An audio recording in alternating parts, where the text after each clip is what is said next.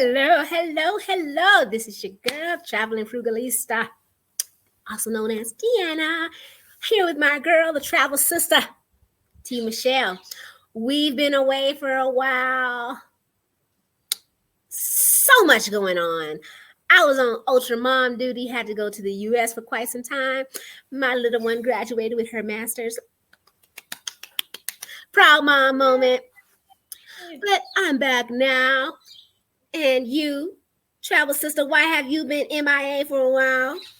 Well, I've been doing just that, traveling, girl. I've been doing a lot of traveling outside of Africa this year. So I've been to India, the Maldives, Greece, Italy. So yeah, I've been on the go, but I'm ready and I'm to get back into this African tea thing. And what are you sipping on today? I just recently came back from Egypt, so I'm sipping on some Kerkadi, also known as Bissap in some places, also known as Jamaica in some places, also known as Sorrel, but you get the gist of things.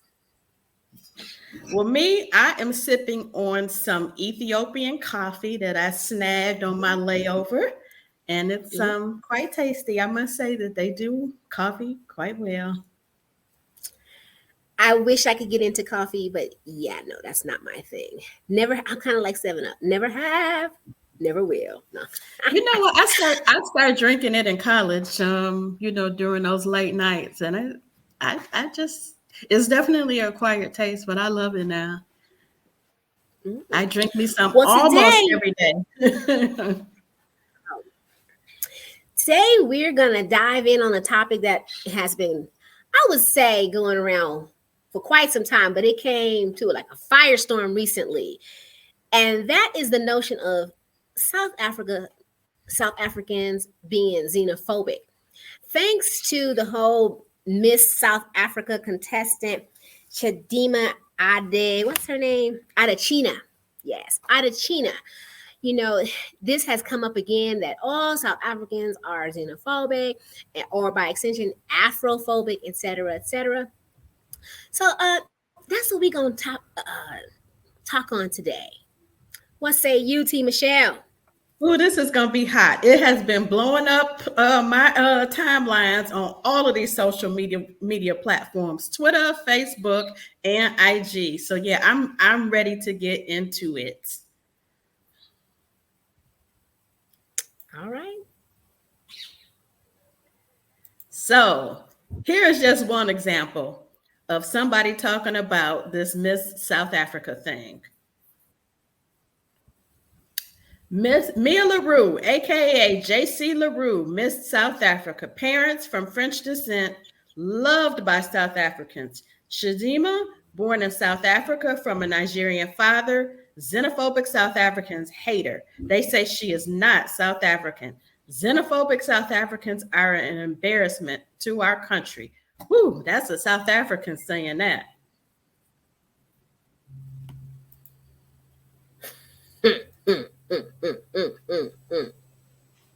So what you say?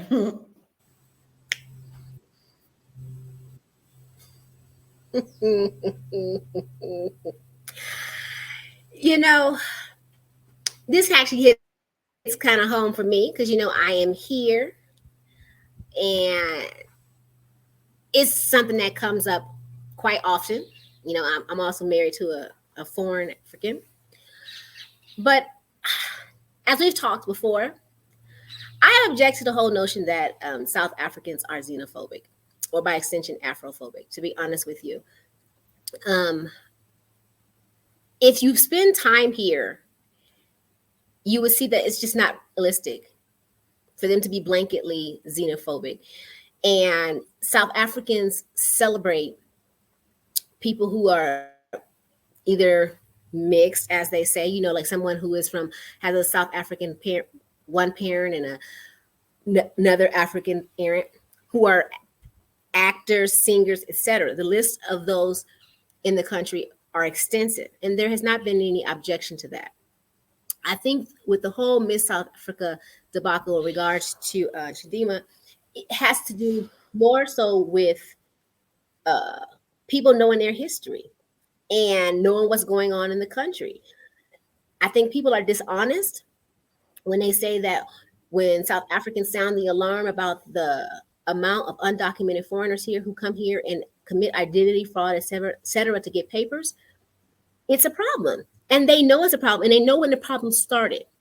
So given Miss Chidimma's age, in general, I think people were suspect in regards to the feasibility of her being a citizen, because they know when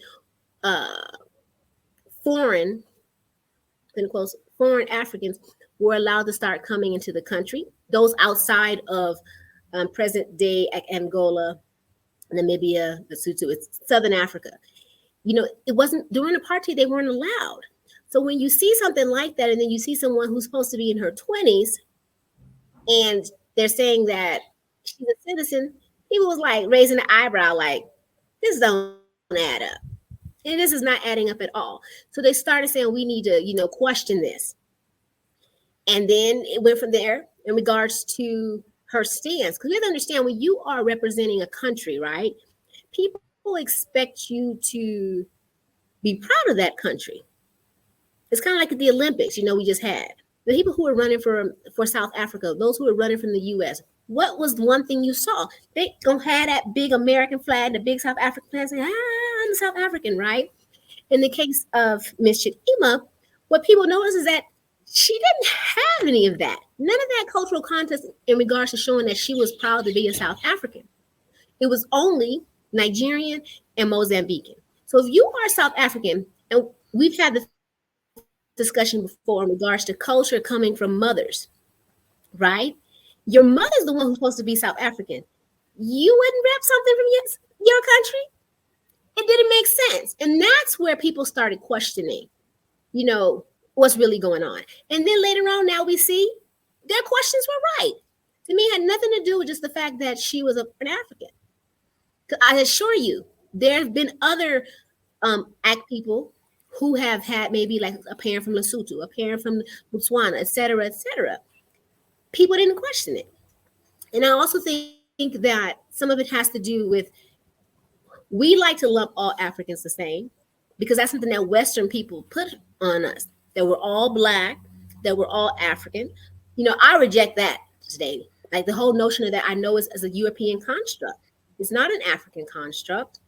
So the fact that they have objections to Nigerians in particular, now they want to paint it out as all Africans. That's nonsense. But that's just my opinion. Okay, yeah, I agree with you in many ways. I'm like, what's going on? And this whole idea of South Africans being xenophobic or Afrophobic, I feel has just been really exaggerated, and it is really unfortunate. So like I said, my timeline has been blowing up with stuff, especially on Twitter. I mean, the arguments have been brutal.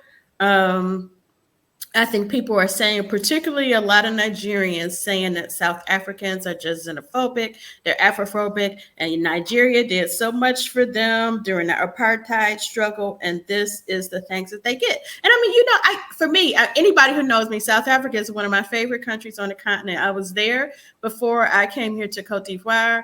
I've found always the people to be, very friendly, very helpful. And I didn't ever have any issues with, quote unquote, xenophobia there at all. I think with most places, people want folks who come to their country to respect their culture, to respect their land, to respect them. And I think when you do that, people don't have a problem in South Africa. Whether folks want to admit it or not, there has been a problem with a lot of foreigners in South Africa who have been doing crime there. And people, like to try to ignore that or act like it doesn't exist. But South Africans have a right to complain about it. I mean, it's one thing, yeah, not to say that South Africa was crime free before these people got there, but that's for them to deal with. It's their country. It's something very different when you have foreigners coming to your land and start causing all kind of havoc. Like nobody wants that, and nobody has to accept it. So I mean, I understand. I mean, in many respects, I mean, South Africa mirrors, us Black Americans in the US in many ways, because we've, had similar struggle, with white oppression. The US, whether they want to call it, definitely had its own form of apartheid, whether it be through slavery or Jim Crow. But, it's apartheid by another name is apartheid. So, there are a lot of similarities between, our experience and their experience, and even what we're going through present day with a lot of immigrants coming into Black American communities and causing an influx of crime and using resources there. So, I mean, I get it. I understand all of the concerns. I don't find that it's xenophobic to complain about those things. I mean, we are also similar in the respect that we had a huge independence struggle, revolution struggle. We've both had to fight for everything in those countries. Rights that we have present day, resources that we have access to present day, that came with fight. It came with bloodshed for a lot of people, and it came with death for some. And when you have that experience, you have so much more respect for what you have. And you find it so much more offensive when people who weren't there, and who didn't contribute to it come and try to degrade your countries and neighborhoods. So I mean, I get it. Whether or not people should think, Chidimma should have been there over, there's a white South African that won. I don't know. I've heard that the woman has French descent. I heard that she has at least one South African parent or was born there. Like, I don't really know what the story is. Do you know what the deal is with this white South African? What is her background really? Because I've heard conflicting reports. Well, I will say this. I mean, it's obvious in her surname that she's of French descent, right? But it's not recent. And I think that because we have this whole thing of colonizer energy and whatever, people want to talk about any person of European descent will forever be a colonizer on the African continent. I'm not here to debate that part, but the reality is by South African law, the girl is African, and it's not recent immigration to South Africa. And in regards to the surname, that's like a big champagne, I shouldn't say sparkling wine company here. So again, she's doing something for the country, right? So to me, her family, I should say. So I don't think you can really compare the two. But I think the real issue is people just feel that because she's of European descent, that she's a colonizer, and that basically they should have an issue with that. I'm not here to argue with that, because to me, the reality is that's not South Africans' law, rule, whatever. They made a decision in 1994 to do certain things, and it is what it is. So legally, she is South African. There's no dispute about that. Whether her parents, her great, however many greats, came from aunts however long ago. I think one thing that needs to be cleared up is this whole notion that, Miss Chidimma was born in South Africa, she's South African. First of all, we don't really know if she was born here based on everything coming out. We don't really know anything. We do know the new Home Affairs minister has come out and said that they call it prima facie evidence that there was some fraud committed by the mother when she registered her birth.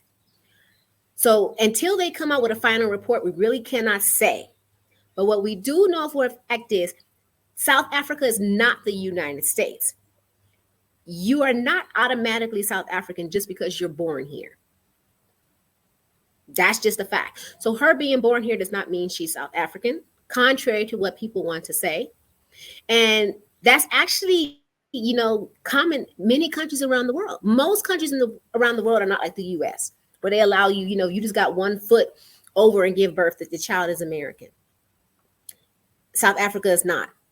And I think it was in 2010, if I'm not mistaken, from what I read, there was a change in immigration law in regards to even how you can acquire naturalization. Like, one of the parents have to be a permanent resident, right? And you had to have lived in the Republic within 5 years continuously without being gone for more than 90 days before the age of majority for you to obtain citizenship under a parent who has permanent residence. And that birth had to have been registered when you were born.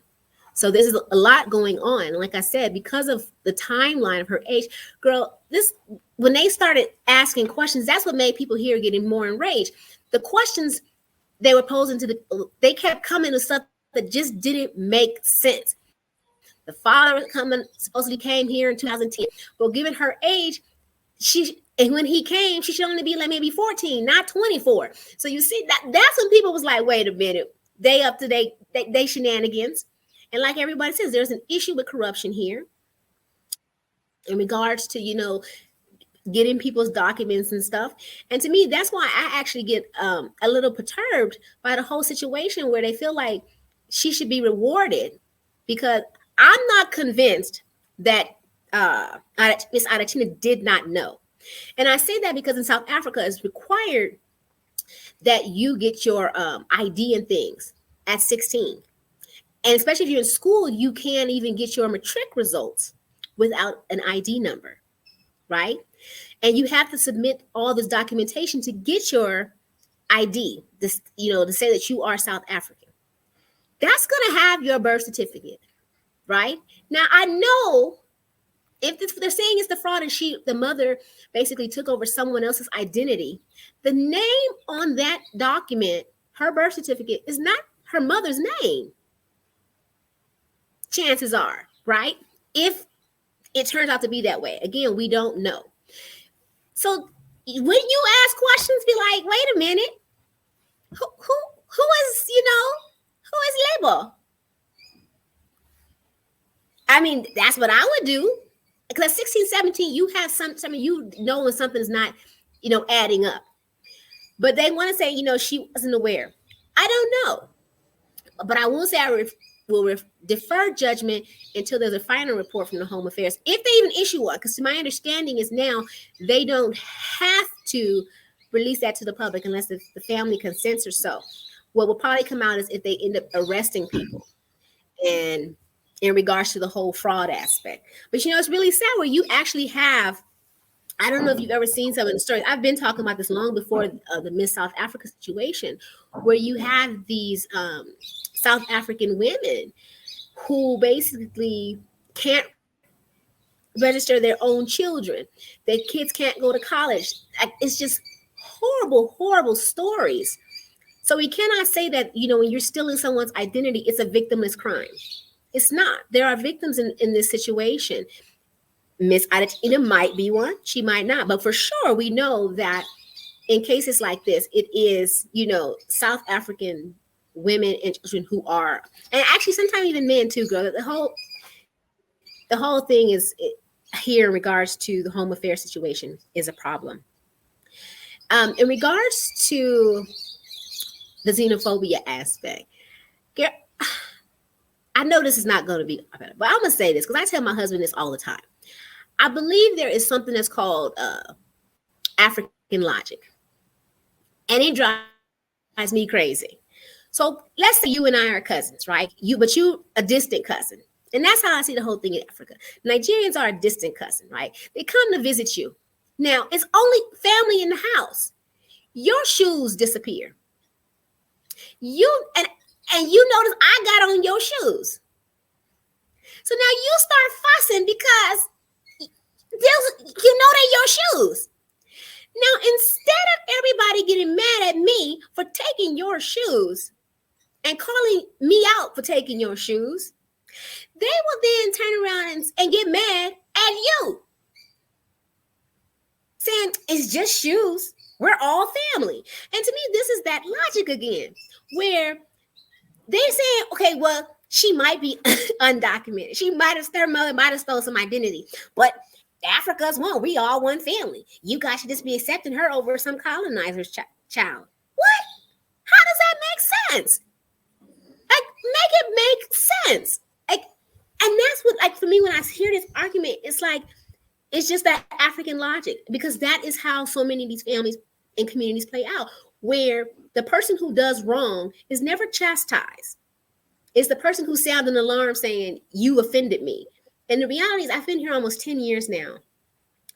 And what I know is that there are areas that I would have moved into when I first moved here that today are a hard pass. And the only thing that has changed is the influx of people from West and Central Africa. And I think people are not being honest about this situation. When you go, I wasn't here before. When they talk about how great Yeovil was, Yeovil has never been great since I lived here. But other people have shown videos of how great Yeovil was. But what I do know is that surrounding communities like Orange Grove, like Ouville, etc., parts of Norwood, they were not like they are today. You see the change. You see where people who have a different ideology in regards to sanitation, in regards to business, in regards to everything. And because this is byproduct of apartheid, where, in apartheid, for better or worse, Europeans who are here, they believe that having too many like poor whites made them look bad. I wish Africans in general had that mindset. The African continent would not look the way it does. But the apartheid government believed that. So what they did was they forcibly removed people who were Black, colored Indians from their land, whatever, and was giving houses and property to European white people because they didn't want them to make them look bad, right? The downside is when apartheid fell, these people didn't have the means to keep up these houses. So today, when you go to these areas where you have like Orange Grove, etc., you have a lot of older white people who simply just cannot maintain these homes. They're in horrible condition. So they often end up being put into like homes and things, and then they rent out the properties. Girl, if you see some of the properties in these areas for rent, and they rent them they might rent to one person who is a documented person. And then that person will subdivide sometimes one room into like 3-4 rooms. So imagine one standard bedroom. They'll put like some partitions and make that into 4 separate like living spaces for families. And that's what you're starting to see in some of these areas. The excessive utilities in these areas can't have stable electricity. When you go to some of these areas like Hillbrow, it's disgusting, like truly disgusting, like something you would see. I don't know if you saw a video that was going on so long ago about like the rubbish in Congo and stuff. It's just like that. And the South Africans are like, this is not us. We don't want this. Somebody has to intervene and speak up for us. Or then people want to throw out and say, oh, well, you're just xenophobic, Afrophobic because you don't want to help your cousins, right? It's one thing to help your cousin when you have a little something. But when you have a systemic issue where, just like in the U.S., you have a power structure. Apartheid may have failed, but in regards to the white face, but it's still there because the power system here is still the same. Right? It's primarily in the hands of Europeans. So they want all these low-wage workers from other countries to come here so they can keep the power dynamic in the country the same in regards to the local population. I always tell people, it's not a coincidence that when you go to every grocery store, every restaurant, the truck drivers, etc., that the majority of them are from Malawi, Zimbabwe. It's not a coincidence. That's by design. And a lot of people are not documented, yet nothing is happening. So is it xenophobic for South Africans to say, hey, especially their youth, we got an unemployment rate of 60%? Do we really need to be letting people come in to be helpers? Is that a skill that we don't have? Do we need to really let somebody come in from Zimbabwe to wait tables? Is that a skill we don't have? Girl, the whole thing, like I said, when I hear this, I'm just like, people are not being realistic and they're not being honest. But girl, whole thing just grinds my gears. I agree with you 100%. I mean, some of the discussion that I've seen is just out of this world. And I mean, I first visited South Africa maybe about 11 or 12 years ago. And I agree with you 100%. It has been a steady decline. And like you said, those areas that you mentioned, some of them that I used to stay in, I wouldn't stay there now either. I mean, you really can see the difference. And, with me being here now in West Africa and, having been in South Africa, like there's a serious difference between, just the culture, the way people live. It's very, very different. And so I think that there's a big culture clash that's going on there now. And South Africans have every right to say, hey, we don't want some of this stuff here. This is our country, not yours. It seems to be like, I mean, you kind of touched on it, this whole argument about Africa shouldn't have borders. People should be able to freely go, wherever they want to. And so, this whole idea that a Zimbabwean or Nigerian is a foreigner in South Africa is wrong. And I don't know if I can't agree with that. And clearly South Africans don't agree with it. I mean, what may have happened in the past is just that, it's in the past. At this point now, we have borders. These countries at independence decided not to change or modify any of these borders, and they decided that they wanted to be sovereign nations. And so, that has to be respected, whether people like it or not. I don't know. It's very interesting. What is also interesting is this whole idea that, South Africans are quote unquote, colonized because, they don't own, the majority of the land, and they have all of these white people there. And I can say that having traveled around the continent extensively, I've been to 22 countries so far. I mean, you see the same thing to some extent all over this continent. So I just find it hilarious when people say that. They may not have 8% white populations, but they most definitely have white populations that are controlling many of the industries in these countries, particularly tourism. And they also have people who are white, people who are Asian, people who are Arab, who are citizens in these countries. And so, this whole idea that, South Africans are the ones that are colonized is very interesting to me. Girl, you ain't said nothing. Nothing. Like, sometimes that's what I'm saying. I really try to understand how this even gets traction. Because, I think I'm up there with you around the 20. So in regards to the countries that I've been to, right? Every last one of them love and worship white people. Like, so I'm like, make this make sense. Rather, when we look at the state of these countries, they love to talk about, we can't do this because of the corruption. We can't. No, man, at some point you got to stop saying it's just because of corruption. Literally, you have people today who are selling their land, often to Europeans, Lebanese, etc., to try and take some rickety boat to go over to Europe, right?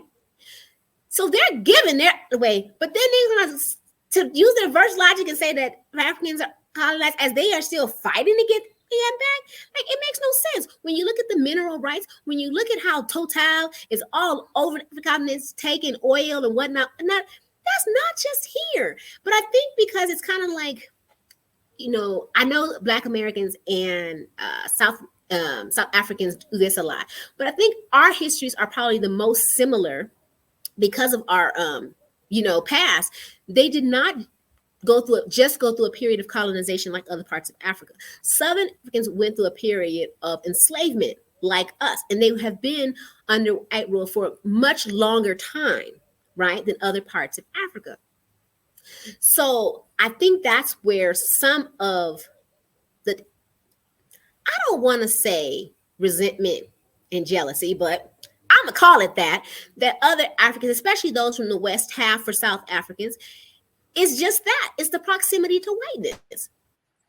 Because Southern Africans have a closer proximity to whiteness, it like triggers something in these Central Africans that they got to automatically start talking about that, even though they in similar situations in their country. Yes, you may be in the majority, right? And you don't see the white people walking around like you do here. They still the puppet masters. It's still, the same situation. And then, girl, the whole borderless, you already know my stance on this. I don't believe that Africa was ever one. My studies show me it was not. Yes, there has been migration, but there was never one Africa. There were kingdoms here that were separate.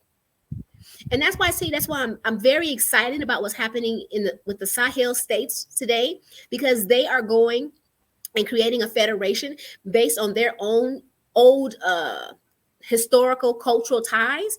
That is something that I feel like should have happened when so many when the AU and stuff was founded. They should have redid these borders to make more sense, to make them more aligned with cultural and ethnic ties. Then you might have some strength and solidarity. But just to say that, we're all African when it's convenient, I'm gonna say when it's convenient. Because to me, my experience is Nigerians are not like that. You can be from a neighboring Cameroon, Niger, etc.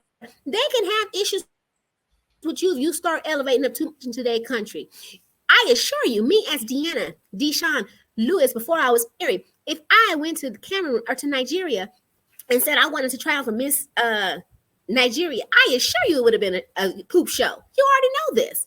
But it's like everyone feels that they can all poop on South Africa because of their proximity to whiteness, and they're still colonized. But let's be real. Other countries have these same rules in place. You're not just given citizenship because you're born there. Hell, in Cameroon, you can't even have dual nationality, right? But now that's not seen as xenophobic. And even like today, I don't know if you saw the Miss Nigeria pageant sent out a statement saying that they were inviting Miss Adetshina to be a part of their Miss Nigeria pageant, right? And girl, even the Nigerians, some of them start saying, wait, how do we really know she's Nigerian? Wait a minute. So y'all can question if she, and it's not seen as xenophobic. But the South Africans do it, is seen as phobic. But more importantly, it's also about when you're talking about things like Miss South Africa representing a country at the Olympics, it's about national pride. If you have someone who does not have that, are they appropriate to be representing your country? And to me, that's what part of the thing with Miss South Africa is about. It wasn't just about her being a foreigner. It was also, when you look at, I'm not going to say all, because I know some great Nigerians, right? But it's not just here in South Africa where they have this thing where they come to a place, right? They want to start presenting you, but then they badmouth you. And that's what happens. They come here and throw out you're just jealous because we do better than you. We perform better than you, which means you're dismissing the historical context of oppression that Southern Africans have had to deal with, right?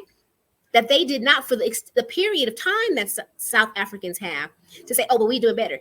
How about it's designed for you to do better? How about they will embrace you more as a foreigner than a Black South African, because that doesn't upset the status quo. But instead of you seeing that as my cousin, because remember, we're supposed to be cousins, you then become disrespectful and disparage South Africans. And then you expect them to be happy that you're here. On top of that, you got the ones who not just here, but globally are a problem. And according to the FBI, et cetera, South Africa is like a hotbed for the Black Axe organization, which is a Nigerian, what's the word organized crime unit responsible for trafficking drugs that are globally. They've had several major arrests here. So again, I feel like people need to stop being dishonest about the current situation in this country. Yes, does there have to be, South Africans involved at home affairs to be allowing some of this to happen? Most definitely. At the border, they slip them some cold drink and everything is good. But the reality is they have a right to be upset. And I don't think it's xenophobic. I agree with you 100%. I don't believe it's xenophobic either. And I mean, you touched on so many things that we're seeing the same exact thing play out in the United States. And, I think that what people are failing to see, like you said, is that there is a power structure. There is a system that has not only created, this imbalance and but perpetuates it. Divide and conquer is a thing. It always has been. And we're seeing it played out. And I think that it's unfortunate that instead of people, as you said, looking at the context and looking, at the historical disenfranchisement and oppression and saying like, yeah, we see that these people are in this condition. We see that we understand why they're in this condition, that people instead, like you said, want to degrade them and want to brag about how they're being allowed to do better in their country. But then at the same time, they want to say, oh, we're all Black. Can we all just get along? I mean, come on now. Something has to give. Please, somebody make this make sense. Girl. And see, and that's the thing. That's the part that gets me. It's only we're all the same gang, basically, when it comes to those of us who have greater proximity to whiteness. That card is only pulled on the Black American and the South African. Nobody else pulls that card. Like, you talk about your timeline, because I don't really be on social media like that. My house has been hot over this topic because I'm always, I speak my mind. And I was talking about, the nastiness. The nastiness. I'm like, what is it that makes people from certain part just comfortable with nastiness? And my husband's like, well, it's about education. People need to be educated. Why do you need to be educated to know you don't want to sleep with rats? You don't want to be walking in slush of sewage. You don't have to be educated on that. You should just know these things, especially in 2000. Even on the continent, we have so many people now who got cell phones, et cetera, right? If you can take time to do videos of you dancing and wigs and et cetera, you should be able to look up basic sanitation. So when I see these excuses being thrown out, I call nonsense. It's something that you do it because you can, and you've been, and it's like, oh, wait a minute. And it's what, when I see this, I just be like, at what point are we gonna stop making this excuse of, oh, we off? No, because it's one-sided. It's completely one-sided. And even like, girl, the part that really cracked me up, I think recently I watched this video. I gotta send it to you, but it had to do with like Kenya versus Nigeria. And it was a Nigerian man. Like, and he said this with a straight face. Because, they like to talk about we the giants of Africa, et cetera, et cetera. In terms of population, they are. In terms of, like, globally, they are. But I ain't saying, the problem is, they like to show up outside of the country. And nobody's doing anything in the country. Like, there's no one more proud than Nigerian outside of Nigeria. Like, where's the logic with that? So on this particular video that I saw, the lady basically said that she was like, there is no giant of Africa. We all have strengths for this, that, or the other, but you guys like to basically put down everybody else. She goes, yet you don't have electricity in your country. Do you know this man with a straight face actually said, us not having electricity is not because we can't do it. I say, the hell? So are you saying that you choose not to have electricity? Like, is it not important to you? Do you not see how stupid this is? And he was like, straight face, like this makes sense. And everyone else is like, there's no excuse for this today. Like you guys literally brag about being the top of this, that, or the other, being the smartest on the planet, but we all the same. Remember, we all the same. We all family. But every chance it is to disparage, and I think some of that ties into the whole thing of the Nigerian South Africa like this online, and then people like to conflate Nigeria with all of Africa and say, oh, South Africans have an issue with all of Africans. No, them having an issue with Nigerians, and I would even say by extension Zimbabweans, is very different than their relationship with other Africans. You will never, I assure you, never hear a South African being upset about a Malawian, being upset about a Namibian. You see? But when you look at the numbers of people from Nigeria and Zimbabwe specifically, and anybody, I was even adding to police or whatever, who come here and engage in illegal activities while simultaneously insulting South Africans and saying we are cousins, though. That's where you get the tension. So I cannot say it's Afrophobia. I can say, will I acknowledge that there are some tensions between Nigerians, Zimbabweans, and South Africans? Absolutely. But even with that, I would say that most South Africans are inviting, especially to the Zimbabweans. But at some point, you even get tired of this. Even your cousin, who your best cousin, if she never go home and she keep eating up your favorite snacks, using all your toothpaste, at this point, wearing your drawers, you're gonna be tired of her. And I think that's the situation with the Zimbabweans. But I do not think that it's an overall xenophobia or Afrophobia. And as you know, I follow politics here, and I said the tension in our household, because from early on, I've been a fan. I said, a fangirl for Gayton McKenzie for the Patriot Alliance, because he's a true patriot. He loves his country, and he equal opportunity. He go for anybody. So I assure you, if Miss LaRue's papers wasn't in order, Gayton would already have been researching, because that's his thing. He is like, undocumented people, period, are a problem. And we even need to tighten up how many people we have coming here, even under visas, because we have skilled South Africans here. And I agree with him. The reality is that Black South Africans quite often are left and pushed out of the market here, but they are highly coveted in international markets. When you go to Asia, when you go to Europe, they want Black South Africans. So if they were not skilled and they had no talent that they want you to believe here, that wouldn't be happening. And that's all I have to say on this topic. There it is. I mean, there's really nothing else to say. I mean, you covered it all, because I think you've outlined the issues well. We see what's going on, and it is what it is. But I think this whole title of xenophobic and Afrophobic is very unfair. And, people have to look at the entire picture. So with that said, this is going to be the end of this tea session. We are happy to be back and hope you enjoyed the conversation. Let us know what you think. And don't forget to like, share, and subscribe to the African Tea. See you next time.